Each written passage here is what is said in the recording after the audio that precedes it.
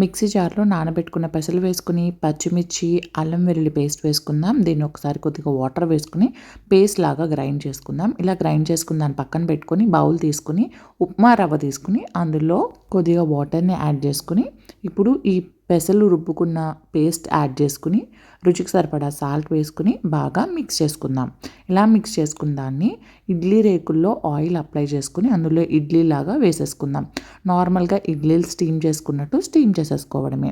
మనకి ఇవి రెడీ అయిపోతాయి. ఈలోపు తాలింపు పెట్టుకుందాం. ప్యాన్ పెట్టుకుని కొద్దిగా నెయ్యి వేసుకుని ఆవాలు జీలకర్ర పచ్చిమిర్చి కరివేపాకు వేసుకుని దీన్ని ఒకసారి వేయించుకుందాం. ఇలా వేగిన తర్వాత ఆల్రెడీ మనం ఇడ్లీలు వేసి పెట్టుకున్నాం కదా, అవి వేసుకొని వీటిని చిన్న చిన్న పీసెస్లా వేసుకుని దీన్ని బాగా ట్యాప్ చేసుకుంటూ మిక్స్ చేసుకోవడమే. ఈ తాలింపు స్మెల్ దీనికి పట్టి ఇంకా మంచి ఫ్లేవర్ ఉంటుందండి. చాలా కమ్మగా ఉంటాయి. మా పిల్లలు అయితే చాలా ఇష్టంగా తింటారు కూడా.